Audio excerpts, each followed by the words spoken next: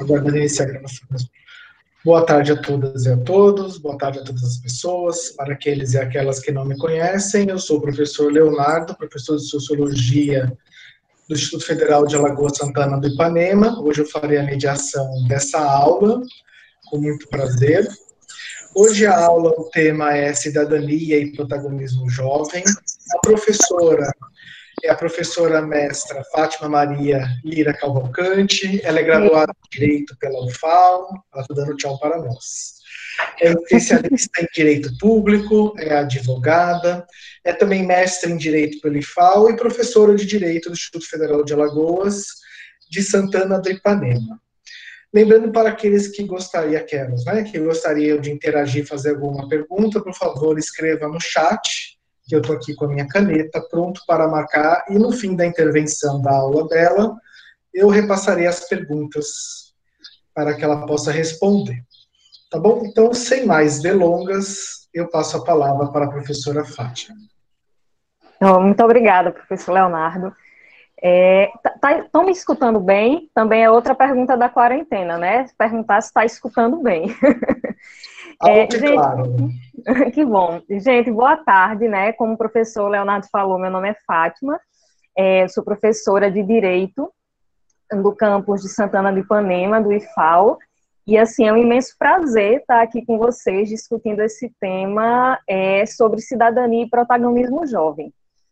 Primeiro eu vou pedir um pouco desculpas para vocês se eu não estiver olhando para a câmera o tempo todo, porque eu estou com o celular ligado quando a câmera funciona bem, e o computador para eu ver os slides e as perguntas de vocês, porque a câmera não está funcionando no meu computador, então eu vou ficar, né, como se eu estivesse num programa ao vivo, olhando para um lado e para o outro, mas o meu foco vai estar aqui sempre com vocês. Então, vamos lá, né, vamos começar a trabalhar aqui sobre esse tema, cidadania e protagonismo jovem. Eu não sei como é que a organização do curso está fazendo para disponibilizar o material dos professores, mas esse slide ele pode ficar disponível para os participantes, até mesmo porque ao final nós temos 4 páginas de slides só com as referências bibliográficas utilizadas para esse momento com vocês. Eu acabei utilizando muita reportagem, muita coisa que eu colhi na internet, e eu queria deixar o link disponível, né, caso vocês queiram se aprofundar no assunto. Então, tem muita coisa que vocês podem querer aprofundar depois. Então, a primeira coisa que eu quero passar para vocês é o seguinte: como eu sou formada em Direito, a minha visão sobre o tema vai ser uma visão de Direito. Então, eu vou trazer aqui para vocês a visão jurídica, né, sobre o que seria cidadania e protagonismo jovem, e eu vou começar abordando o que é que seria cidadania para o direito, tá certo? Nós vamos começar fazendo abordagem sobre o que é cidadania, e depois nós vamos passar para a parte, né, de como o jovem pode ter um protagonismo nessa cidadania, e como o ambiente virtual ele é propício para poder exercer essa cidadania, ainda mais quando a gente está vivendo essa época de isolamento social, tá bom? Então, o que é que o nosso direito vai entender sobre o que é cidadania? Vou pedir para o professor Leonardo passar o primeiro slide, tá? Então, a primeira coisa que a gente tem a falar sobre cidadania é que ela é um fundamento da República Federativa do Brasil. Então, quando a gente pega a nossa Constituição Federal, que é a lei maior do nosso país, ou seja, não posso ter mais nenhuma lei, eu não posso ter mais nenhum normativo que seja superior, que seja conflitante à Constituição Federal. Então, logo no primeiro artigo da Constituição Federal, ela enuncia os seus fundamentos, ou seja, ela vai anunciar o que eu tenho de mais importante, o que eu tenho que é básico, que possa construir a estrutura do nosso sistema jurídico. E ela coloca a cidadania como um desses fundamentos. Ou seja, sem cidadania, eu, que sou a República Federativa do Brasil, não posso me sustentar. Ou seja, sem cidadania, eu não posso construir mais nada em cima. Então, cidadania está ele está na base, ela é um dos alicerces do nosso sistema jurídico. Então, tudo aquilo que vai ser construído dentro do nosso país, ele precisa ter por base essa cidadania. Ok, minha gente? Vou passar aqui para o próximo slide, para a gente continuar. E aí, para poder complementar o sentido da cidadania, eu trouxe para vocês um conceito do professor José Afonso da Silva, que é visto no nosso direito constitucional como um dos maiores representantes, né? Uma das pessoas que mais e bem melhor estudaram a Constituição Federal. Então, ele vai dizer assim: a cidadania qualifica os participantes da vida do Estado, reconhecendo o indivíduo como pessoa integrada na sociedade estatal. Significa aí também que o funcionamento do Estado está submetido à vontade popular. Ou seja, é fundamento, é base, é alicerce do nosso sistema que os cidadãos, né, que as pessoas participem dessa vida política. Ou seja, sem essa participação popular, eu não tenho cidadania, então eu não poderia ter mais nada que seja fundamental ao nosso Estado. Aí ele diz mais: é atributo das pessoas integradas na sociedade estatal, atributo político decorrente do direito de participar do governo e direito de ser ouvido pela representação política. Cidadão, no direito brasileiro, é o indivíduo que seja titular dos direitos políticos de votar, de ser votado e das suas consequências. Tá? Então, o que ele está dizendo aqui? Que cidadania é o ato de poder participar do governo. E essa participação, ela funciona através do direito de ser ouvido e do direito de votar e ser votado. Ou seja, quando eu falo quando eu falo de cidadania, eu estou falando que as pessoas que pertencem a um determinado Estado, eles têm direito de participar da construção e das decisões daquele Estado e de ter direitos políticos para que essa cidadania ela possa ser exercida. Próximo slide, por favor. Tá? E aí, outra pergunta que eu faço a gente já viu o que é cidadania. A outra pergunta é: a partir de que momento eu adquiro essa cidadania? Será que eu já nasço com essa cidadania? Ou será que eu vou adquirir com o tempo? Ou será que eu adquiro a cidadania só quando eu estou votando? Né? Será que eu só adquiro a cidadania quando eu posso exercer esses direitos políticos? E aí, mais uma vez, eu vou fazer uso da palavra do professor José Afonso da Silva. O que é que ele vai dizer aqui? Os direitos de cidadania adquirem-se mediante alistamento eleitoral na forma da lei. O alistamento se faz mediante a qualificação e inscrição da pessoa como eleitor perante a Justiça Eleitoral. O alistamento eleitoral depende da iniciativa da pessoa mediante o requerimento. Pode-se dizer, então, que a cidadania se adquire com a obtenção da qualidade de eleitor, que documentalmente se manifesta na posse do título do eleitor válido. Então, quando a gente vai para os livros de direito, né, direito constitucional, direito eleitoral, ele vai dizer que quem pode exercer a cidadania é o cidadão. Assim, professor, é óbvio, né, cidadania, cidadão, mas só que o nosso direito só considera o cidadão a partir do momento em que a pessoa, né, validamente é considerado um eleitor. Só que aí, professora Fátima, eu faço aqui um conceito, como eu posso dizer, um conceito dúplice do que seja cidadania. Eu sou cidadão porque eu posso participar da vida política, né, daquele Estado em que eu faço parte, e eu sou cidadão porque eu tenho esses direitos políticos adquiridos mediante o alistamento eleitoral. Então, no meu ponto de vista, quando você tem, né, você se torna eleitor, né, mediante o processo de alistamento eleitoral, você passa a ser cidadão num conceito mais formal, tá? Você passa a ser cidadão no sentido de que, a partir desse momento, você pode exercer direitos políticos que sem o alistamento você não poderia exercer, tá? Mas não quer dizer que, pelo fato de você não ser um cidadão nesse conceito formal, você não possa exercer atos de cidadania, ok? E aí eu vou pedir para passar aqui para o próximo slide.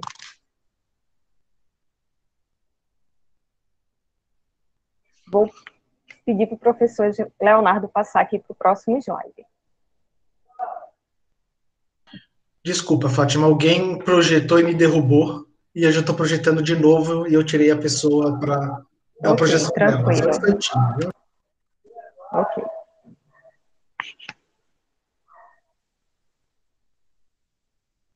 Ok, gente? Então, a gente vai ter essa dupla acepção. Não quer dizer, por exemplo, que a gente pode ter a situação de um jovem com 14, com 15 anos, sendo cidadão no sentido de que ele está exercendo um direito de ser ouvido, mas ele ainda não é eleitor, porque a lei assim não permite, tá? Então, a gente vai ter esse conceito mais formal, mais técnico, e vai ter esse conceito, né, mais abrangente de cidadão enquanto a pessoa que participa da vida política, né, daquele estado em que ela está inserida. Então, quais seriam os direitos políticos, né, previstos para aquelas pessoas, né, que são consideradas cidadãos no termo técnico, né, no termo técnico que é adquirido depois do alistamento eleitoral. Então, os primeiros direitos que a gente vem, né, logo de cabeça, são os direitos de votar e ser votado. Você não pode nem votar nem ser votado se você não é eleitor, né, se você não cumpriu com os requisitos do alistamento eleitoral. Então, quando a gente fala no direito de votar, né, a nossa Constituição traz lá no artigo 14, parágrafo 1º, os requisitos, né, ela diz quem são aquelas pessoas que têm a obrigação de se alistar enquanto eleitor e de votar, e aquelas pessoas que têm a faculdade de se inscreverem como eleitor. Obrigatórios para os maiores de 18 anos e facultativos para analfabetos maiores de 70 e pessoas que tiverem entre 16 e 18 anos. Tá? Então, aqui, eu estou colocando isso daqui só para situar vocês, né? Até mesmo porque a gente está em ano eleitoral, então é interessante que a gente conheça essas noções, né, básicas sobre direitos políticos. O outro direito que a gente adquire a partir da cidadania é o direito de ser votado. Pode passar para o próximo slide, professor? E o direito de ser votado também está lá na nossa Constituição, né, as regras gerais, também no artigo 14. Então, ele coloca ali alguns requisitos para que a pessoa possa adquirir o direito de ser votado, e entre esses requisitos está lá o alistamento eleitoral. Eu vou destacar a questão do alistamento eleitoral e a idade mínima. Eu não sei se vocês, né, sabem, né, já conhecem essa idade mínima, mas existe uma idade mínima para ser vereador, deputado, prefeito, governador, né, presidente, senador, e eu vou pedir para o professor passar aqui um próximo slide, né, para a gente ter uma noção dessas faixas etárias. Então, o direito de ser votado para presidente, vice-presidente, senador, 35 anos. Governador, vice-governador, 30 anos. 21 anos para deputado federal, deputado estadual, prefeito, vice-prefeito e juiz de paz. Juiz de paz já é uma função que a gente, né, não usa mais, já é uma função, um cargo que cai em desuso. E 18 anos para vereador. E aí a gente vai ver mais lá na frente, né, que eu vou abordar aqui para vocês um pouco do Estatuto da Juventude, e o Estatuto da Juventude, ela coloca uma faixa etária para que a gente possa considerar, né, quem é jovem perante o nosso direito. E aí, comparando o Estatuto da Juventude com esse artigo 14, parágrafo 3º da Constituição, a gente vê que somente para deputado federal, estadual, distrital, prefeito e vereador é que nós vamos ter jovens podendo exercer o direito de ser votado, ok? Vou passar aqui para o próximo slide. Além do direito de votar e ser votado, a gente tem o direito de participar de plebiscito, de referendo e de iniciativa popular, como direitos que decorrem do exercício da cidadania. Plebiscito é o seguinte, né, para quem se confunde com esses conceitos. Plebiscito é uma consulta, tanto plebiscito como referendo, eles são consultas, né, que o poder público faz a respeito de um determinado tema para a população. Então, plebiscito é quando o governo ele quer saber a opinião da população a respeito de um determinado tema. O referendo, o governo ele já tomou, o poder público ele já tomou, né, a sua decisão, mas quer ouvir a opinião das pessoas, né, que compõem aquele estado a respeito daquela decisão que foi tomada pelo poder público. O referendo, eu lembro que nós tivemos um referendo já há algum tempo sobre o exercício de armas, né, aqui no Brasil, e um plebiscito para a gente definir, né, o sistema político que seria adotado, né, mas lá no início da década de 90.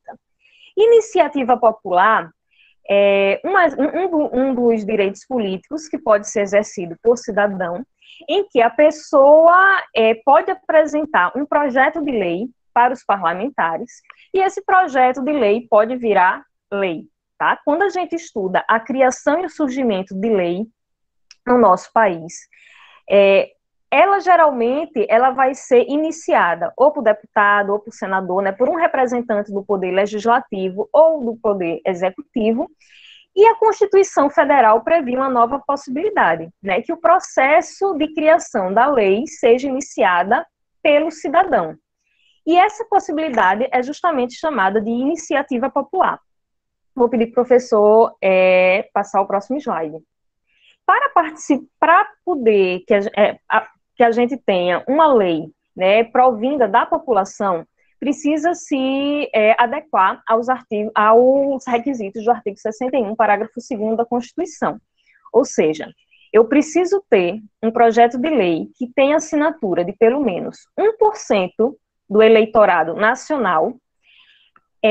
Esse 1% do eleitorado nacional precisa estar distribuído por pelo menos 5 estados da federação, e em cada estado da federação eu tenho que ter assinatura de pelo menos 0,3% dos eleitores.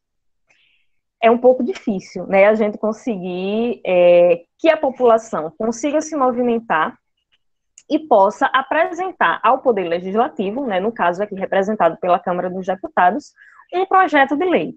Então, na nossa história jurídica pós-Constituição de 88, nós tivemos apenas 4 exemplos de lei de iniciativa popular, que eu coloquei aí no slide para vocês tomarem conhecimento. Então, o primeiro projeto de lei, né, que virou lei, a gente chama de lei do caso da Daniela Pérez, que eu não sei se vocês se recordam. Eu vou dizer que eu não me recordo porque não é da minha época, tá? Mas é o caso lá da filha da Glória Pérez, né, que é uma novelista da Rede Globo. Então, a Daniela Pérez, ela foi brutalmente assassinada no início da década de 90. E como a mãe ela tem essa repercussão nacional, ela conseguiu, né, mobilizar, né, conseguiu se adequar aos requisitos colocados no artigo 61, parágrafo 2º, e apresentou esse projeto de lei que veio a fazer uma alteração na lei de crimes hediondos. Né, na época, a gente tinha uma lista de crimes hediondos, mas o homicídio qualificado, ele não estava inserido no rol dos crimes hediondos. Então, a partir da repercussão do assassinato da atriz Daniela Pérez, né, se teve esse movimento popular, que foi capitaneada pela sua mãe, e que foi gerado esse projeto de lei, que acabou virando lei para poder incluir o homicídio como crime hediondo.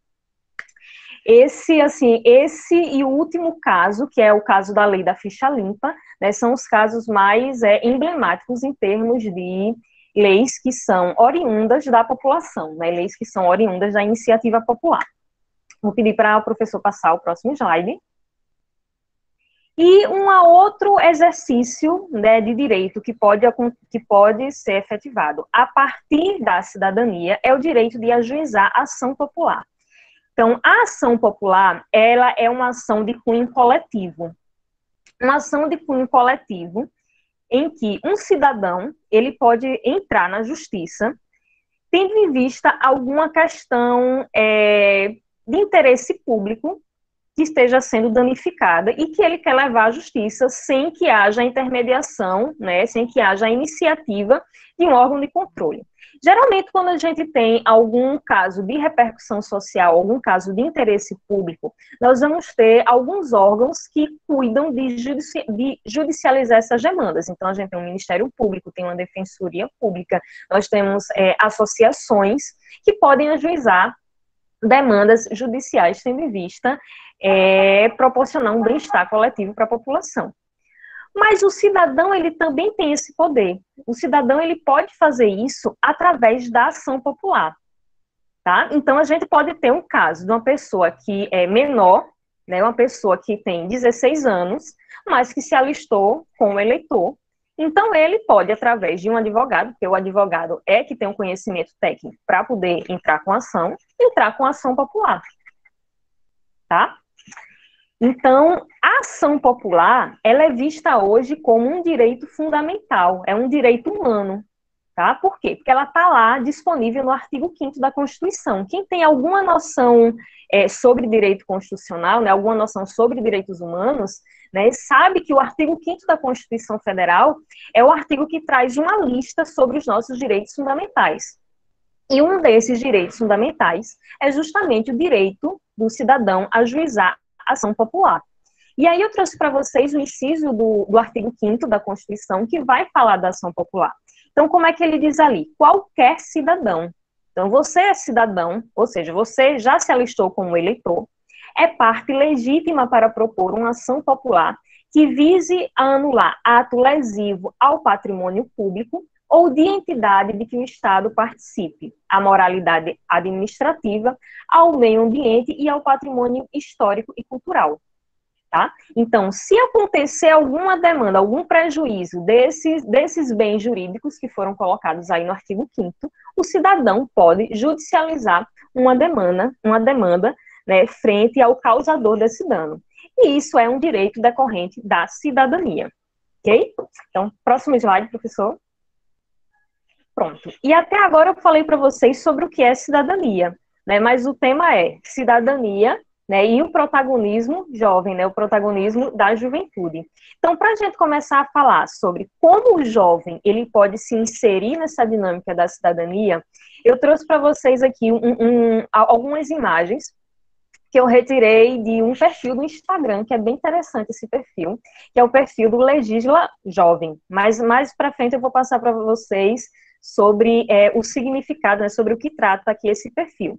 Então, eles fizeram uma postagem falando sobre o Dia Internacional da Juventude, trazendo alguns fatos históricos brasileiros que é o tema da palestra de hoje, que é justamente a cidadania e o protagonismo jovem, que eles conseguiram sintetizar nas imagens do próximo slide. Pode passar, Leonardo?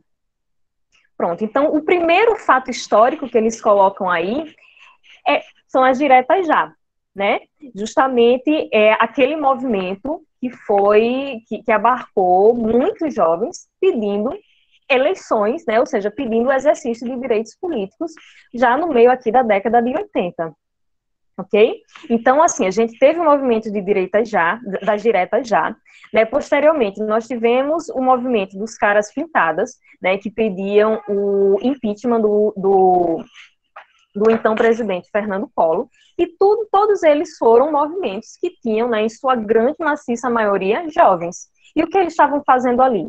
Né? Reivindicando o seu direito a exercer a cidadania. E veja que esse direito que eles estavam reivindicando, não eram direitos que estavam ali somente inseridos no contexto formal de cidadania, ou seja, ser eleitor, direito de votar e ser votado, mas aquele conceito que é mais amplo, né, que é de participar, né, da tomada de decisão, participar da vida política da sociedade em que a gente está inserida.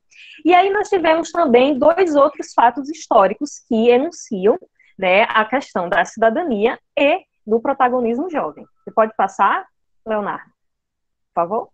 Pronto, nós tivemos aqui mais recente, né? Eu podia até brincar aqui um pouco com vocês para dizer que as duas imagens não eram tão da minha época, mas essas duas aqui não tem, né, como a gente fugir. Então, a gente teve aqui as jornadas de junho de 2013, que começou com aquele movimento de não são mais 20 centavos, né, o movimento dos estudantes que reivindicavam, né, pelo aumento do preço das passagens de transportes públicos, e que vieram outras demandas em cima disso daí, né, vocês devem estar lembrados. Poxa, 2013, eu achava que era um dia desse, mas já tem 7 anos que tudo isso aconteceu. Mas, assim, que misturou esse anseio da população, né, por direitos sociais, e, ao mesmo tempo, coincidia com, não sei se vocês se recordam, mas coincidia com a Copa das Confederações, se eu não me engano. Eu não sou muito boa de futebol, mas também se alinhava com um período em que o Brasil estava prestes a receber 2 mega eventos olímpicos, né, que nós recebemos tanto a Copa como as Olimpíadas. Então, todas aquelas obras de infraestrutura, toda a questão de descaso de direitos sociais foram pautas dessas jornadas de junho aqui de 2013. E, por fim, a gente teve esse movimento das ocupações das escolas públicas em 2016. Então, todos fatos históricos que vão exemplificar como a juventude se tornou protagonista em momentos, né, marcantes e recentes da nossa história. E aí eu vou pedir para o professor que passar o próximo slide, que a gente vai começar aqui a falar sobre o Estatuto da Juventude. Primeira coisa que me chamou a atenção, quando eu peguei aqui o Estatuto da Juventude, eu não sei se vocês vão conseguir enxergar aqui no slide, que a Lei 12.852, que é o Estatuto da Juventude, ela foi publicada no dia 5 de 2013. Ou seja, é muito simbólico a gente ter o Estatuto da Juventude, né? A gente tem uma lei que vai falar sobre jovens, sobre os direitos da juventude, numa época em que a juventude se tornou protagonista de um evento histórico recente que a gente viveu. Então, nós tivemos as jornadas de junho de 2013, ou seja, junho, e em agosto de 2013 a gente teve a publicação desse estatuto, né, que a gente pode considerar aqui um marco de direitos para a juventude brasileira. Quais são algumas críticas que a gente pode fazer em relação ao Estatuto da Juventude? Primeiro, que não foi uma lei que surgiu do dia para a noite. Né? Foi uma lei que começou a ser discutida e debatida em 2004 e somente em 2013 que ela saiu do forno. Né? Então, nós tivemos aqui 9 anos preparando um estatuto que vai falar dos direitos da juventude. O segundo ponto é que, apesar do Estatuto da Juventude, né, inaugurar essa era, né, em prol dos direitos da juventude no Brasil, ela é uma lei que ela nasce meio que tarde quando a gente compara o cenário da América Latina. Então, já na década de 80, a gente teve aqui a maioria dos países da América Latina falando, né, sobre, já discutindo, já debatendo os direitos da juventude, e somente no final dos anos 90, começo dos anos 2000, é que o Brasil passou a pensar nos direitos da juventude. Então, a gente diz que a gente teve um movimento tardio aqui no Brasil. Né? Mas antes tarde do que nunca, a gente teve aqui, em 2013, a publicação do Estatuto da Juventude.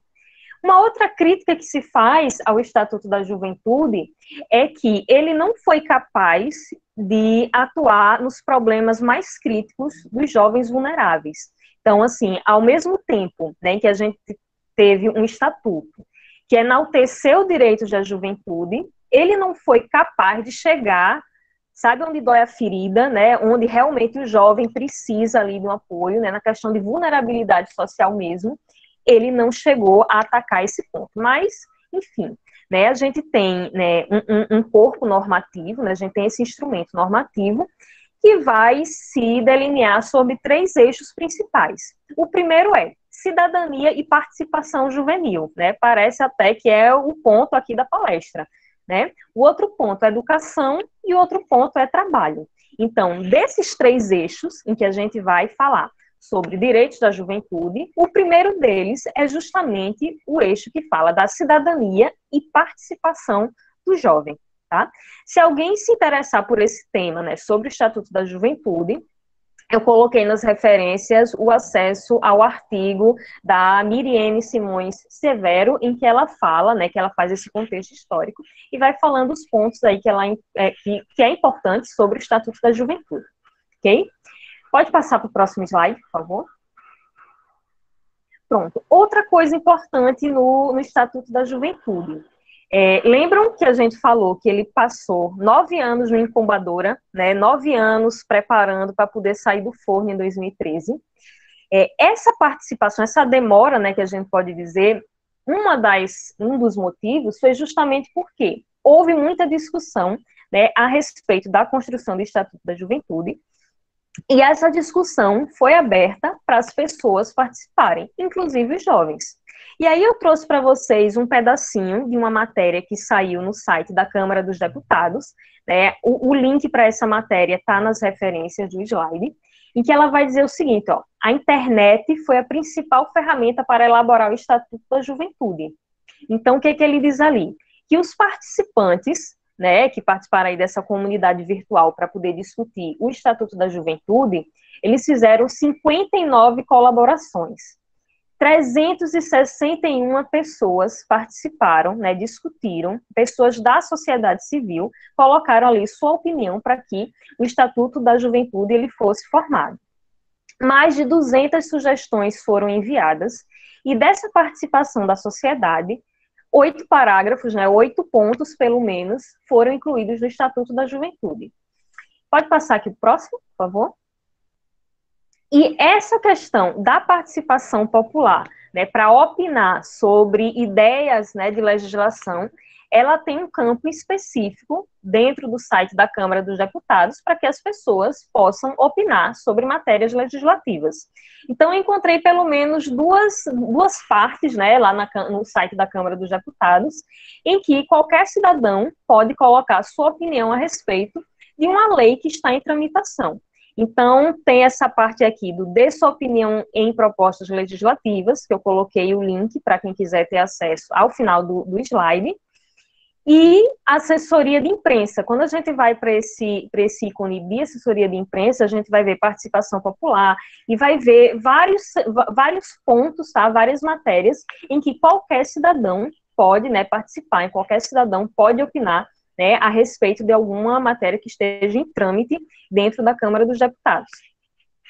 É opinião, né? Opinião não quer dizer que aquilo vai ser tomado, vai ser levado em consideração, né? Mas pelo menos é, digamos, um pontapé inicial para que a gente possa se sentir, né, um partícipe, ou que a gente realmente possa opinar na construção aqui da cidadania brasileira. Ok? Pode passar aqui para o próximo. Próximo, por favor. Pronto.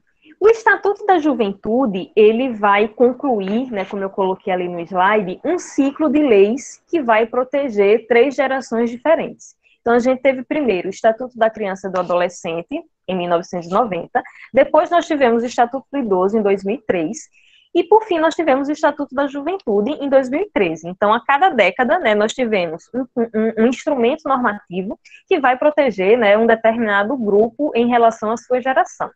E o que é que eu achei de interessante trazer para vocês sobre o Estatuto da Juventude e que se relaciona com a questão da cidadania e do protagonismo jovem? Primeiro, quem é considerado jovem, né? Então, jovem para o direito brasileiro é aquela pessoa que tem de 15 a 29 anos de idade. Se a gente pegar o ECA, o adolescente é considerado aquela pessoa de 12 a 18 anos. Então, de 15 a 18 anos, eu vou ter uma pessoa que tanto é considerado adolescente, como é considerado jovem para o direito brasileiro. E o outro ponto para colocar aqui, logo no início do Estatuto da Juventude, logo no artigo 2º, ele traz uma sequência de princípios, né, que vão orientar as políticas públicas voltadas para o público jovem.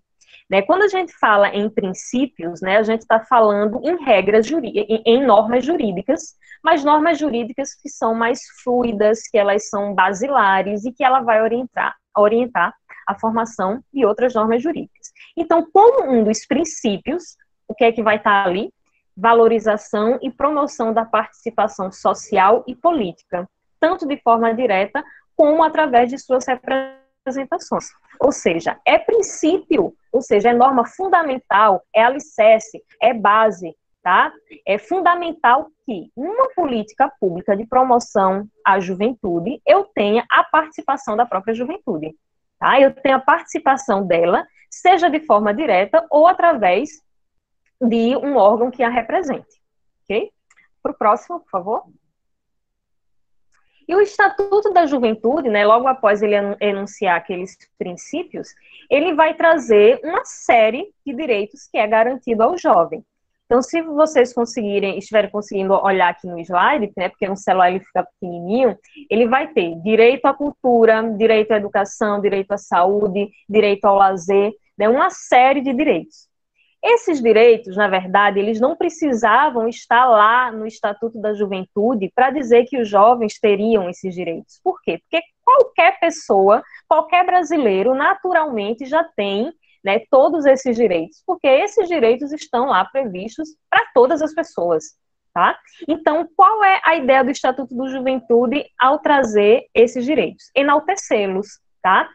Dizer como é que eles podem ser aplicados à juventude, reforçar, né, a forma como esses direitos já estavam colocados lá na Constituição e como eles podem ser direcionados a esse público específico. E o primeiro desses direitos, né, quando a gente pega o Estatuto da Juventude, o primeiro direito que ele vai começar a abordar é justamente o direito à cidadania, à parte social e política e à representação juvenil, tá? Então, assim, né, cidadania realmente, né, em termos jurídicos, né, ele está um dos primeiros direitos que deveriam ser dados ali para o jovem, ok? Pode passar aqui para o próximo. E aí, logo no artigo 4º, ele vai dizer em que consiste esse direito à participação social do jovem nas políticas públicas que são direcionadas para ele. Eu não vou ler esse artigo todo, porque ele é um artigo grande e ele acaba, né, sendo um pouco repetitivo, mas ele reforça a ideia de que o jovem, ele tem que ter voz, ele precisa, de alguma forma, ter uma voz ativa dentro das políticas, dentro de tomadas de decisões que possam, sim, né, surtir efeitos, né, no seu grupo, né, que possam surtir efeitos nele próprio, que possam surtir esses efeitos dentro da comunidade aqui que ele representa. Então, o poder público, ele tem esse dever, né, de enaltecer, de incentivar e de proporcionar espaços para que o jovem, né, para que essa juventude possa ter voz e de efetivamente participar desse processo de tomada de decisão. Né, uma coisa assim que aparentemente, que realmente parece assim um pouco utópico, né, que algum dia, né, nossos jovens teriam efetivamente como ter voz ativa nesse processo de tomada de decisão, mas pelo menos é uma coisa que está prevista em lei, tá? E aí, se a gente voltar no tempo, né, algumas décadas atrás, nem isso, nem a previsão de lei, nem a previsão, né, enquanto norma a gente tinha. Então, ter de alguma forma escrito já é algum avanço, né, apesar da gente não conseguir ainda efetivar o que está aí, tá? Eu vou passar aqui para o próximo slide. Pode passar, Léo? Leonardo, professor Leonardo, poderia passar, por favor?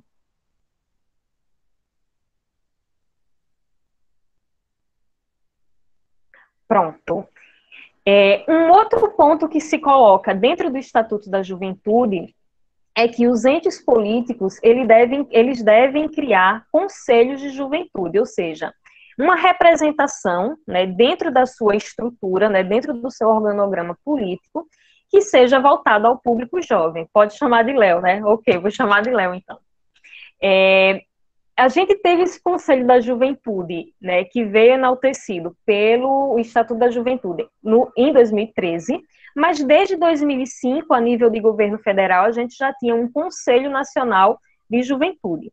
A ideia desse conselho é que em cada município, em cada estado e ainda em nível nacional, se tenha um órgão representativo dentro, né, do poder público, dentro do governo ali daquela esfera, para poder dar voz a esses jovens. Então, assim, é como se eu pegasse uma prefeitura, né, dentro do organograma ali da prefeitura, onde eu tenho a Secretaria de Saúde, Secretaria de Educação, né, as escolas públicas, assistência social, eu tenho ali um Conselho Municipal da Juventude, para que, né, os jovens daquela comunidade local possam participar das políticas que lhe digam, né, respeito. A nível do estado de Alagoas, né, eu sei que aqui, né, a internet, ela tem esse poder de juntar o Brasil todo, de juntar pessoas do mundo todo para poder, né, a gente se encontrar em momentos como esses. Mas como eu sou aqui de Alagoas, eu tomei, por exemplo, né, o estado que eu faço parte. E o estado que eu estou vinculada, né, enquanto professora do Instituto Federal de Alagoas. Então, a gente tem, a nível do estado de Alagoas, um Conselho Estadual da Juventude, que foi criado no mesmo ano que o Estatuto da Juventude. Inclusive, a gente já tem, né, essa lei que criou o Conselho e colocou suas competências, colocou a forma como os jovens que irão participar do Conselho serão escolhidos, o que é que o Conselho pode fazer a nível do estado de Alagoas. Confesso que não parei para pesquisar se há um Conselho Municipal de Juventude em Santana do Ipanema, em Maceió, ou em outros municípios que tenha, né, Instituto Federal. Mas caso não exista, né, nada impede que a gente entre em contato, né, com os representantes políticos, né, de cada município e propõe a formação do Conselho Municipal da Juventude, né? É participação política, é cidadania que a gente pode fazer, ok? Vamos passar aqui. Próximo. Sim, uma outra forma que eu achei, assim, bem interessante de colocar como o jovem pode participar, desenvolver esse espírito de cidadania, como o poder público pode, de alguma forma, incentivar esse espírito de cidadão, é através dos projetos de simulação parlamentar juvenil. Então, tem alguns projetos de parlamentar juvenil que acontecem em todo o Brasil, mas eu tomei um, por exemplo, que é o projeto Parlamento Jovem, porque foi justamente um projeto em que eu participei meio que de longe, né? Então, o projeto Parlamento Jovem, ele é um projeto que ele é colocado pela Câmara dos Deputados e que ele seleciona jovens de 16 a 22 anos, né, em todos os estados da federação, para que eles possam ter, né, uma semana em Brasília, vivendo como se fosse um parlamentar. Então, se faz, assim, uma análise, né, de projetos que são submetidos por esses jovens, e tem uma equipe que vai selecionar esses melhores projetos para que os alunos possam vivenciar, né, sentir na pele, aprender como funciona a vida de um parlamentar dentro da Câmara dos Deputados. Então, eles passam do momento que tomam posse como parlamentar, né, passam da fase que se escolhe um projeto de lei para votar, né, para se discutir um projeto de lei, até esse projeto de lei eles, né, ser promulgado ou não. E eu achei, assim, bem interessante essa ideia e trouxe para alguns alunos do campus de Santana de Ipanema. E eu tive, assim, a oportunidade, posso dizer até assim, a honra de poder orientar 2 alunos do campus que se inscreveram nesse projeto do jovem parlamentar. E, infelizmente, esses alunos, eles não foram selecionados, mas fiquei muito feliz de ver que 2 alunos do Instituto Federal de Alagoas foram selecionados nessa primeira etapa para poder representar o estado de Alagoas nesse projeto. Então, eu coloquei aqui para vocês, né, os nomes dos alunos que foram selecionados para poder representar Alagoas nesse projeto. E, na verdade, o que é que acontece? Cada estado, ele tem um número de jovens para representar. E esse número, ele é feito proporcionalmente ao número real de deputados federais que cada estado tem direito a ter lá na Câmara dos Deputados. Então, Alagoas só tem direito a levar um jovem para representar. Então, é feita primeiro uma análise prévia, onde são selecionados 4 jovens, e desses 4 jovens, apenas um vai representar o estado de Alagoas. Então, eu coloquei aqui para vocês o nome de 4 jovens, né, 2 foram selecionados a partir de escolas estaduais, e os outros 2 do Instituto Federal de Alagoas, do campus de Palmeira dos Índios. E desses 4, um vai ser selecionado. E, assim, o resultado final ainda não foi publicado, só vai ser publicado no dia 18, né, desse mês. Mas eu estou aqui, assim, na torcida que o nosso representante, ele consiga, né, ter esse exercício de aprender como é que são construídas as leis do nosso país e traga essa experiência, né, para os seus colegas, e que a gente possa, de alguma forma, multiplicar essa experiência dele, né, dentro da nossa realidade.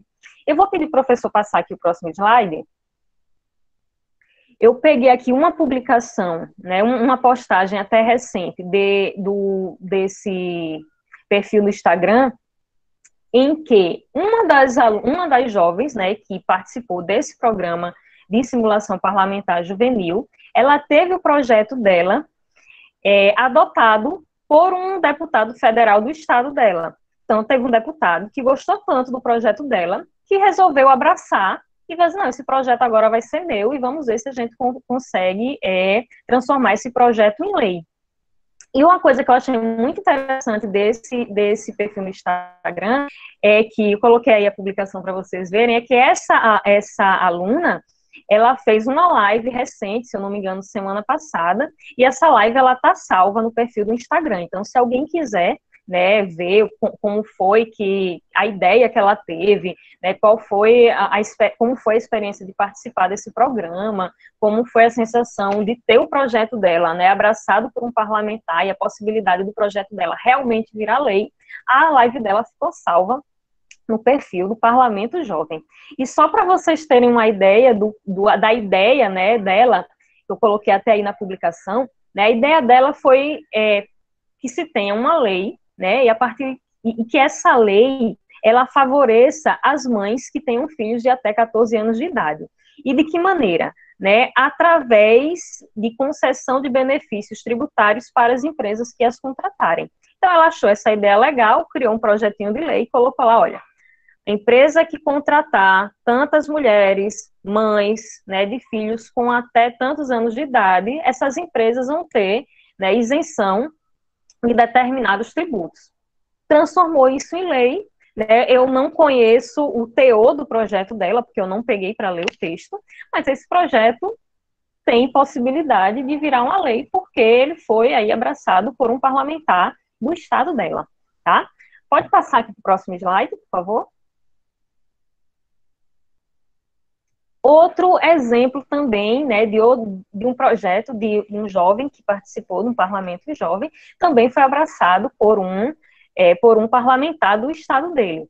Teve uma live recente dele, 27/8, ou seja, 2 semanas que teve essa live dele no perfil do Instagram, e essa live também está gravada. Então, se alguém que tiver interesse, né, em ver como é que isso funciona, pode dar uma olhada lá no Instagram. E essas outras fotos que eu coloquei aí, eu achei bem interessante, foram fotos, né, retiradas do Instagram do Parlamento Jovem, colocando algumas imagens, né, algumas situações em que jovens do Brasil todo participaram desse projeto.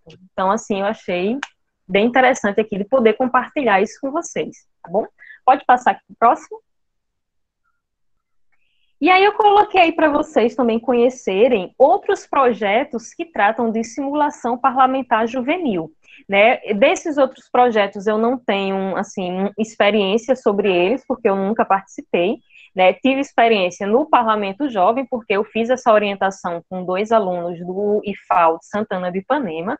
Por um acaso, se tiver alunos do IFAL de Santana do Ipanema, né, assistindo esse momento, eu quero logo dizer que eu estou aqui aberta para orientar projetos de Parlamento Jovens, se vocês, né, desejarem, os próximos projetos que surgirem, projetos no ano que vem. Então, assim, eu estou aberta para poder participar, porque o debate que eu tive com os alunos foi muito enriquecedor, tá? Então, a gente tem esse projeto do Jovem Senador, Parlamento Juvenil do Mercosul, e alguns estados, né, alguns municípios têm o seu próprio programa de Parlamento Jovem. Inclusive, tem um programa do Parlamento Jovem que é feito pela Câmara de Vereadores de Belo Horizonte, se eu não me engano, lá em BH, e aí é a proposta realmente de juntar a escola pública, né, as escolas ali de Belo Horizonte, com a Câmara dos Vereadores. Então, aquilo que o Parlamento Jovem fez em relação à Câmara dos Deputados, a Câmara dos Vereadores de Belo Horizonte, né, faz em relação aos alunos do seu município. Então, é um projeto que ele pode ser, né, criado, pode ser multiplicado para qualquer estado, para qualquer município, né, aqui da nossa República. E eu acho que é uma experiência, né, apesar de nunca ter vivido na pele, né, uma experiência dessa, eu acredito que ela é bem interessante, né, para os alunos que participam, até mesmo porque quando eles voltam, eles podem voltar como multiplicadores, tá, de consciência cidadã, como aqueles aprendam dentro de um projeto dessa natureza. Posso passar aqui para o próximo? E aí que eu achei bem interessante, como um fruto do projeto Parlamento Jovem, é aquele perfil no Instagram que eu citei logo no começo, o projeto Legisla Jovem, que também é um perfil que tem no Instagram. Essa página do Legisla Jovem, ela é um fruto, tá, de jovens que participaram desse projeto de simulação parlamentar. Eles acharam que a ideia era boa, que a ideia de criar projetos de lei e apresentar para parlamentares, e a sua ideia virar projeto de lei era uma coisa assim tão boa, que eles criaram um perfil no Instagram para poder divulgar isso daí. Então, começou com esses jovens que participaram do Parlamento Jovem e de outros programas, né, e a ideia deles é justamente expandir isso para vários outros jovens, e pegar, né, ideias, né, de alunos, de jovens, e passar essas ideias para os parlamentares, que podem, né, abraçar e levar esse projeto de lei adiante até que ele possa se tornar lei, tá? Pode passar aqui para o próximo. Essas lives que estão colocadas aí, elas também ficaram gravadas no perfil do Instagram, se alguém quiser, de alguma forma, né, assistir ou ver o que foi tratado. E uma outra forma de participação popular, né, uma outra forma de que a comunidade tem de se fazer ser ouvida é através das audiências públicas. Eu não sei se vocês já participaram de alguma audiência pública, ou já, né, já ouviu falar alguma coisa a respeito das audiências públicas, mas as audiências públicas, elas se constituem justamente em um momento em que um determinado órgão público está se debruçando sobre algum tema ou sobre algum problema da população e abre um espaço para que a população possa colocar suas ideias, né, que ela possa ser ouvida. Esse professor que eu coloquei a citação, né, o professor, deixa eu ver aqui, João Batista Martins César, ele faz uma observação interessante no artigo dele, que ele diz que a gente está passando de uma democracia representativa para uma democracia participativa. Democracia representativa é aquela em que a gente só faz eleger nossos representantes. E a democracia participativa seria justamente aquela em que as pessoas, né, a comunidade participa, né, na tomada de decisão. E eu queria muito sentir que isso está se tornando realidade, né, que a gente realmente está vivendo a democracia participativa. Eu acho que que ainda falta muito para a gente, né, alcançar esse momento. Mas, né, esse estudioso, ele identificou, né, essa tendência, né, da gente, né, enquanto cidadão, tá vivendo uma democracia em que nós podemos, de fato, tomar de alguma forma, uma postura, né, na tomada de decisão. Espero muito que esse dia chegue aqui para a gente, né? Mas, enquanto isso, eu vou passar aqui para vocês como é que funciona um pouco das audiências públicas. Pode passar aqui para o próximo? Pode passar para o próximo. Mais um. Pronto. Eu participei de uma audiência pública só na minha vida, que foi uma audiência pública que aconteceu em 2015 ou foi 2016, eu lembro que era a época do meu mestrado. Eu não sei se vocês conhecem Maceió, mas Maceió, ela está com uma fase de expansão para o litoral norte. E aí tem um pessoal que é um pouco, que é a favor da expansão de Maceió para o litoral norte, e tem um pessoal que está sendo contra como a forma dessa expansão está sendo realizada, tá? E aí o que aconteceu? Em 2015, 2016, o Ministério Público Federal realizou uma audiência pública, onde as pessoas que, né, de alguma forma, estavam envolvidas com esse projeto de expansão urbana de Maceió pudessem ser ouvidos. E eu achei, assim, muito interessante a forma como essa audiência pública, ela foi organizada. Então, o que foi que o Ministério Público Federal fez? Ele meio que dividiu, né, a representação popular em alguns grupos. Então, a gente teve grupos de professores, né, grupos de acadêmicos, teve grupos de representantes da sociedade civil, grupos do empresariado, grupos de representantes de órgãos públicos, e cada representante desses setores falava por vez, né, ia sempre alternando, primeiro um professor, depois um empresariado, depois o órgão público, né, e cada um desses setores, eles tiveram a oportunidade de falar, tá, pelo menos de expor a sua opinião. E dentre esses participantes da sociedade civil, tem um movimento chamado Movimento Abrace a Garça. E esse movimento é muito formado por acadêmicos. Então, assim, tinha um pessoal muito representativo do curso de Arquitetura e Urbanismo lá da Universidade Federal de Alagoas, que se fez presente. E, assim, foi uma discussão bem interessante. E muita coisa que, assim, eu não estou à frente, né, eu não peguei os documentos oficiais sobre o projeto de expansão urbana da cidade de Marcial para o litoral norte, mas muita coisa do que foi construído, ele foi fruto dessa audiência pública, né, das audiências públicas que ocorrem. Um outro exemplo também de audiência pública, que, assim, eu não tive, né, a oportunidade de participar, mas também foi promovida pelo Ministério Público Federal em Alagoas, em Maceió, foi uma audiência pública para falar sobre parto, não é parto humanizado, não, é violência obstetrícia, que estava havendo muita denúncia sobre isso, né, sobre violência obstetrícia aqui no estado de Alagoas, né, por hospitais públicos. Então, o Ministério Público Federal, ele fez, né, proporcionou essa audiência pública, né, para que as pessoas envolvidas pudessem, né, dar a sua voz, né, ter a sua voz. Então, são, assim, circunstâncias, né, que a gente pode até não ter esse poder de fazer acontecer, mas pelo menos a gente começa, né, a um pouquinho, ter um pouco de voz frente a esses órgãos que realmente podem fazer acontecer, tá? Passa aqui para o próximo slide. Pronto. A audiência pública, ela foi colocada, né, ela foi abordada dentro de um outro estatuto, que é o Estatuto da Cidade, que foi lançado em 2001.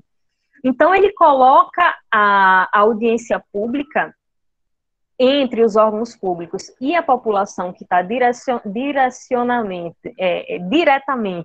né, direcionada, diretamente interessada, né, com um determinado tema, a participar daquilo dali, tá? Então, o que é que o Estatuto da Cidade diz? Olha, se o município ele for realizar algum empreendimento, alguma obra, algum projeto, alguma atividade que impacte, né, severamente dentro de uma determinada comunidade, é interessante que se faça essa audiência pública, né, para que a sociedade, que aquela comunidade, ela possa dialogar com o poder público. Então, eu citei aqui para vocês essa audiência aqui, né, que o Abrace a Garça, ele se fez bem presente, mas aqui em Maceió, nós tivemos alguns casos recentes sobre a realização de audiências públicas sobre isso, né, sobre a questão, né, da cidade. Eu não sei se vocês, né, se a maioria aqui é de Maceió ou não, mas se vocês conhecem a situação do bairro do Pinheiro. O bairro do Pinheiro, ele fica próximo à região lagunar, aqui de Alagoas, e é um bairro que está prestes a fazer assim, né? Ele fica numa parte alta da cidade, então ele está para cair, o bairro vai afundar. E aí as pessoas precisaram ser deslocadas daquele lugar, né, questão de sobrevivência. E para que houvesse, né, esse deslocamento, né, para que o poder público pudesse, tem um Brasil todo aqui, não é possível que não tenha ninguém de Maceió, eles precisaram ter feito audiências públicas com a população local, tanto para passar, né, o que se queria fazer, quanto para ouvir aqui a população. Tá? Então, as audiências públicas, alguém de Maceió além de mim. Então, as audiências públicas, ela funciona tanto, né, para que o poder público ele possa organizar aquela cidade, quanto para que a gente tenha uma gestão democrática da cidade. Então, esse termo, né, gestão democrática da cidade, ele foi, né, colocado e enaltecido dentro do Estatuto da Cidade e traz nos debates, nas audiências e nas consultas públicas como um dos seus instrumentos. Tá bom? Por favor, Leonardo, aqui o próximo.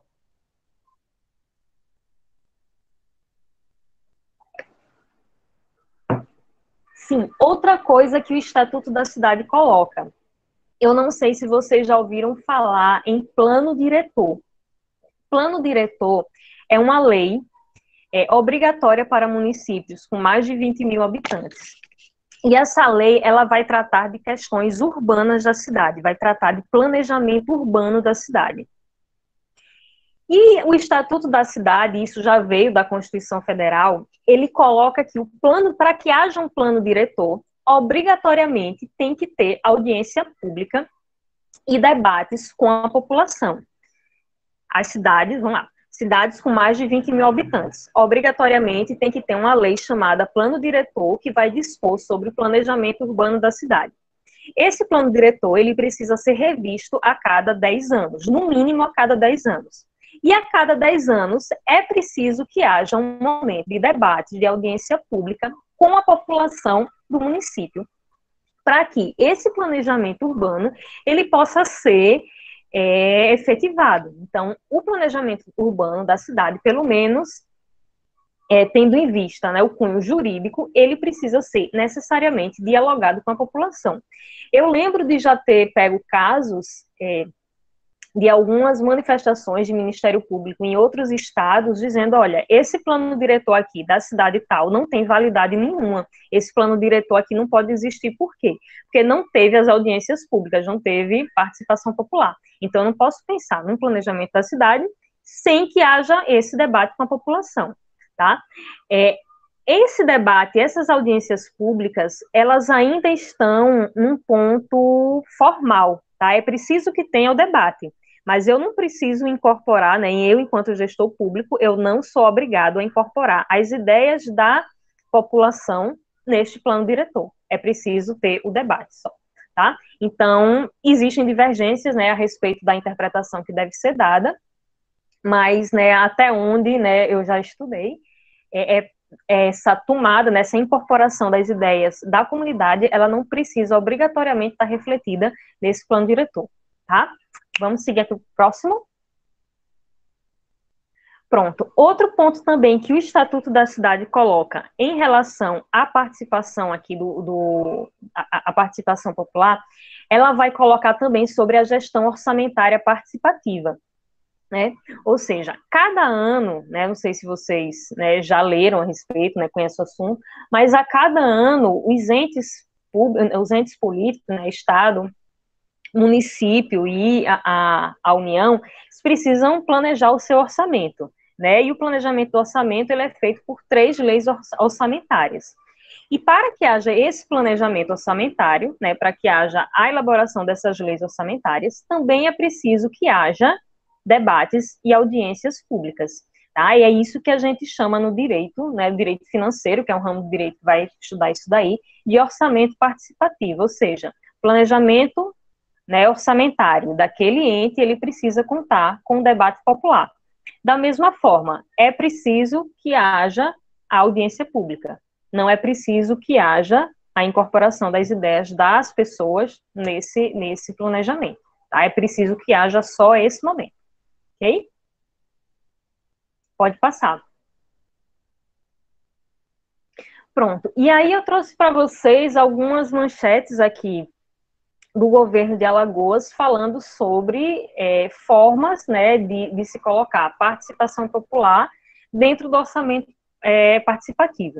Então, o governo de Alagoas, ele tem uma plataforma virtual para poder receber as ideias da população, para poder ouvir a população sobre a gestão orçamentária, né, sobre o que pode ser feito, o que pode ser planejado dentro do orçamento público. Essa plataforma que eu coloquei para vocês, ela foi colocada para uma lei chamada de Plano Plurianual. O Plano Plurianual é uma lei orçamentária que deve ser feita a cada 4 anos. Então, como a gente já está, né, já está em vigência esse Plano Plurianual, então essa plataforma, ela meio que não tem mais sentido de existir, porque, né, já passou o prazo para as pessoas se manifestarem. Mas, de qualquer forma, eu deixei aí para vocês, né, tomarem conhecimento. Se quiserem acessar a plataforma, eu deixei o link no final do material. Pode passar para o próximo? Pronto. E uma outra situação em que é preciso ter audiência pública são em projetos que impactem o meio ambiente. Então, se eu vou ter, assim, um projeto tipo transposição do Rio São Francisco, se eu vou construir pontes, construir obras de infraestrutura, obras que têm um significativo impacto ambiental, muito provavelmente, né, essas obras que venham impactar o meio ambiente, elas também devem passar por esse processo de audiências públicas. E aí eu coloquei para vocês uma partezinha da resolução do Conselho Nacional do Meio Ambiente, que coloca essas situações, né, em que deve haver essa audiência pública de cunho, né, ambiental. Pode passar aqui para o próximo? pronto, já para finalizar, né, aqui a nossa exposição, eu coloquei aqui uma outra matéria também do estado de Alagoas, em que foi realizada uma audiência pública virtual. A matéria diz que é a primeira audiência pública virtual, né, de Alagoas, e a segunda do Brasil, né, que está se valendo, né, desses meios virtuais, para que possam acontecer audiências públicas. Essa audiência pública, ela tem um cunho ambiental, porque foi uma audiência pública em que foram colocadas como é que está acontecendo o planejamento para a duplicação de uma rodovia aqui no estado de Alagoas, e é uma parte da rodovia que liga a cidade de Arapiraca à cidade de Olho d'Água das Flores. Então, foi uma audiência que aconteceu até recente, que eu coloquei para vocês, aconteceu em junho desse ano, e como a gente está, né, em período de confinamento, não dá para fazer audiência presencial, eles fizeram uma audiência que foi transmitida pelo YouTube, do IMA, né, do Instituto do Meio Ambiente aqui de Alagoas. E eu coloquei para vocês, né, para quem se interessar, né, se quiser ver como foi realizada essa audiência pública, coloquei o link nas referências. E pelo que consta na matéria, né, eu não cheguei a participar, não cheguei a ver o vídeo, mas eles disponibilizaram uma forma em que as pessoas poderiam, né, colocar suas perguntas e dialogar, né, com a população. Então, pode passar, Leonardo, pode passar, Leonardo. Pronto, e aí eu encerro a exposição de vocês, para vocês, né, tem aí as referências que eu utilizei para poder fazer a exposição. Para concluir, respirar aqui um pouco, para concluir, eu sempre aprendo, né, quando eu preciso, quando a gente, né, elabora um material, elabora uma aula, a gente sempre aprende. Eu acredito que eu vou aprender muito mais quando a gente estiver aqui discutindo, quando a gente estiver debatendo. Eu fico até por um ponto feliz ao estudar, ao ver como o direito avançou em temas como esse, né, que vai falando de cidadania, e ao mesmo tempo a gente se entristece, porque vê, né, o que a gente está colocando ali em lei, a gente vê o que está escrito, né, o que é colocado como direito nosso, mas que a gente não consegue efetivar ainda, né, enfim. E é isso, gente, eu vou abrir aqui para as perguntas.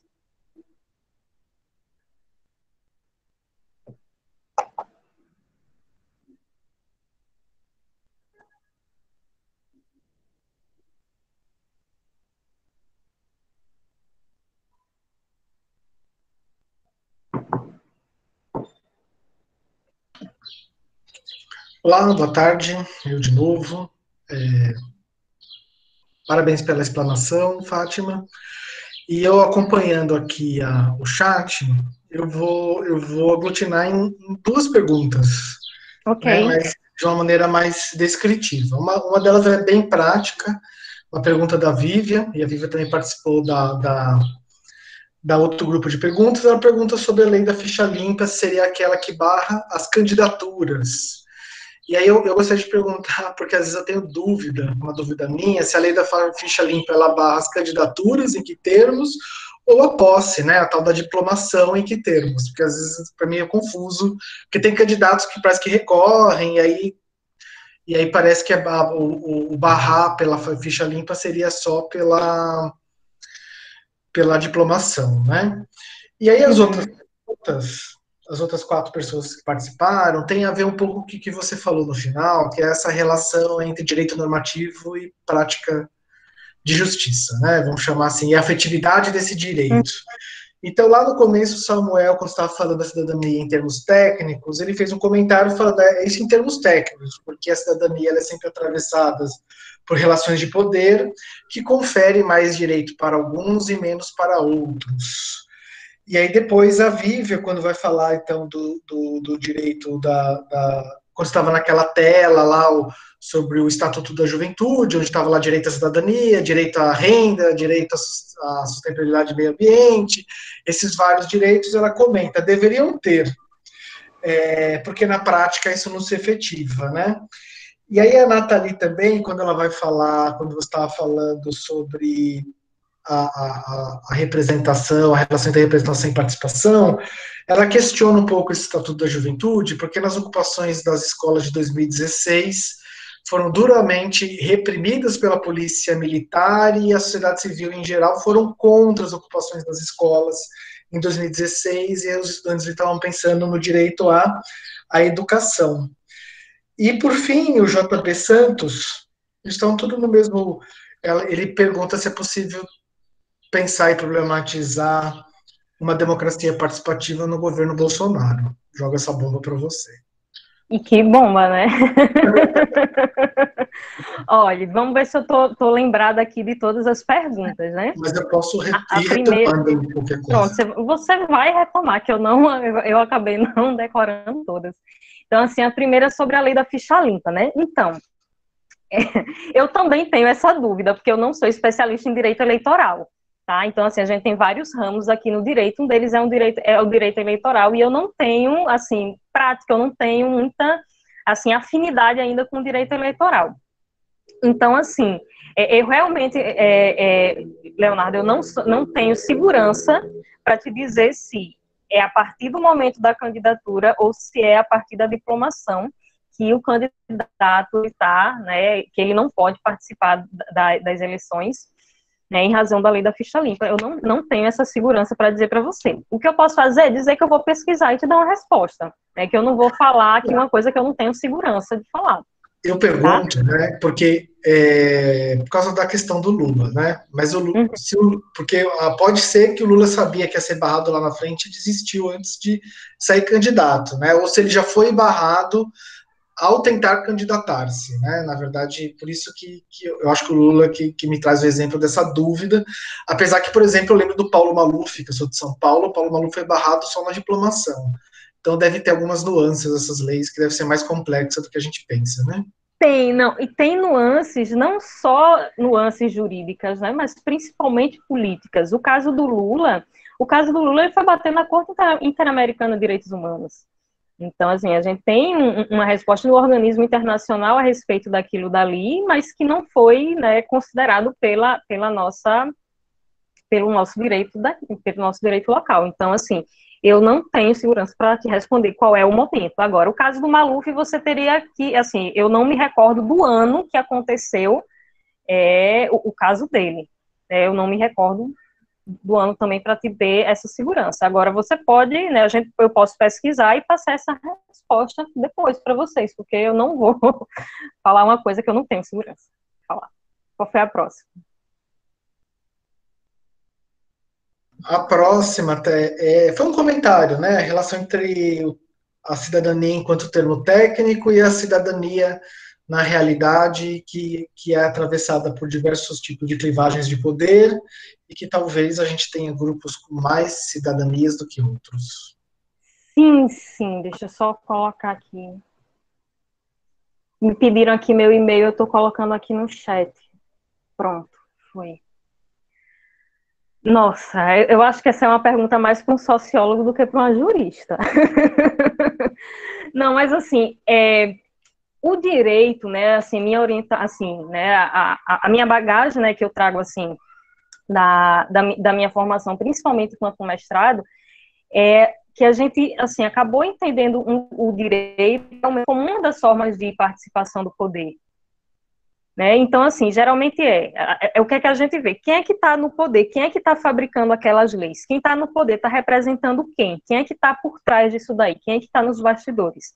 Então, né, por mais que a gente fale de democracia participativa, né, que deve ser colocado, né, para toda a sociedade, a gente não pode, né, deixar de ver que por trás dos bastidores tem determinados grupos que fazem, né, que as coisas aconteçam de uma forma contrária. Então, o que a gente vê, por exemplo? A gente vê programas sociais, né? A gente pode ter aqui um Bolsa Família, pode ter esse tal de auxílio emergencial, e muitas vezes você vai ver um determinado agrupamento dizer, olha, o Brasil vai quebrar desse jeito, né? Essas pessoas são desocupadas, essas pessoas têm que trabalhar, né? Estão recebendo dinheiro para nada. E por um outro momento você vê que tem outros grupos que têm condições de se manter e que acaba tendo privilégios que não teriam cabimento, né, de ter. Então, o que acontece? Eu tenho pessoas que estão ali por trás e que às vezes se usam, sim, desse discurso de democracia, desse discurso de cidadania, para fazer valer os seus interesses na prática. Então, é por isso que eu vejo que tem tanta dificuldade da gente fazer, efetivar esses direitos sociais, né? Enquanto a gente tiver pessoas que usam, né, desse discurso democrático para fazer valer os seus interesses, sem que haja, de fato, uma preocupação com a sociedade como um todo, a gente vai acabar tendo um discurso meio que utópico, né, de democracia e de cidadania. Então, né, eu não sei se eu me fiz entender a partir daí, mas é o meu pensamento. E aí eu acho que os outros comentários, eles vão na mesma linha desse seu comentário, né? Que discutindo sobre os direitos, os da juventude, os direitos dos jovens, como isso não é efetivado, e outra questão do direito à escola, e quando o jovem tentou fazer um protagonismo, inclusive com ocupações, né, enfim, da escola, ele foi duramente reprimido. Mas eu acho que o seu comentário, ele abarcariam essas outras questões, não sei se você quer falar alguma coisa sobre isso, mas... E tem a questão sobre a democracia participativa e o governo Bolsonaro. Gente, eu não vou, eu não vou me manifestar nem a favor nem contra de partidos, tá? Ou de determinados representantes. O que eu posso fazer, assim, a minha forma de me manifestar agora é dizer que, né, independente de partido, independente de representante que a gente esteja, né, na nossa política, a gente precisa saber quem é que está por trás daquilo dali, né? Porque às vezes a gente está ali com um representante, mas tem um grupo de interesses, eu tenho assim, um plexo de interesses que está por trás daquilo dali. Então, independentemente do representante, né, que esteja lá, independentemente do político que esteja lá, eu tenho grupos por trás disso daí, né? Eu tenho interesses por trás disso daí. E, né, como é que a gente vai, né, exercer democracia nesse governo ou em qualquer outro governo, do jeito que a gente já está fazendo, seja por meio de manifestações, né, seja por meio de protestos, seja através do nosso trabalho, seja através dos nossos estudos, né, seja através de pesquisas, seja através de divulgação de informações com fidedignidade, né, não seja apenas, né, aquelas informações, porque eu ouvi falar que fulaninho falou isso, mas sem poder ver o que está por trás disso daí, sem poder ver o que é que está realmente, né, de oficial atrás disso daí. Então, seria como eu poderia exercer a cidadania independentemente daquela pessoa, né, que está ali nos representando no poder. Então, seria através disso, e principalmente, né, na forma como a gente está, como é que a gente tem as nossas atitudes no nosso dia a dia, porque às vezes a gente fala que, porque determinado político fez isso, ou porque determinado representante está impedindo que a gente faça, né, determinada situação, mas a gente, né, nas nossas atitudes cotidianas, a gente também, né, comete pequenos indícios de corrupção. Então, às vezes, a gente, por exemplo, sei lá, a gente faz um gato de energia, ou então a gente pesca na prova, ou então a gente deixa de passar uma informação, né, com veracidade. Então, também tem essa nossa participação, né, individual na formação da democracia. Então, eu não vou colocar aqui a minha posição a respeito de governo A ou B, tá certo? Mas, assim, a democracia, né, essa cidadania, essa participação política, né, como geral mesmo. Eu acho que se esgotaram os comentários, né? Só fazer uma menção que a professora Maria Helena de Pernambuco, ela teve alunos que participaram lá do Legisla Jovem e do projeto lá do Senado, e enfim, e que só essa menção. E aí eu passo a palavra para você fazer suas considerações finais, e se quiser tecer mais algum comentário. Não, primeiro eu quero, né, agradecer a oportunidade, né, eu agradecer o convite de estar aqui essa tarde com vocês, debatendo um tema extremamente importante, né, para o nosso amadurecimento enquanto cidadãos mesmo. E, né, fazer também aqui o convite para o professor Leonardo ou para, né, outros professores aqui do IFAL, para a gente fazer, né, continuar o trabalho que a gente já está fazendo junto com os alunos do IFAL. Dizer que se tiver alunos aí no IFAL, eu estou disponível para orientação para esses projetos de parlamento jovem, né, se acaso houvesse.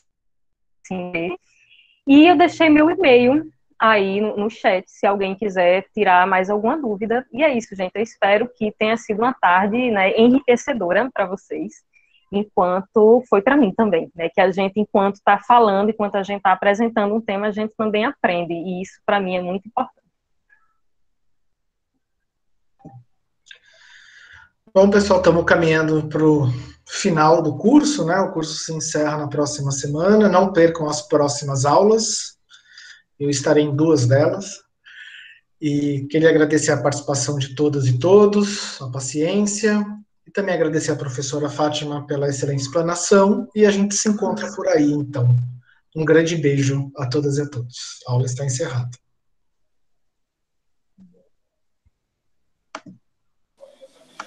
Obrigada, professor.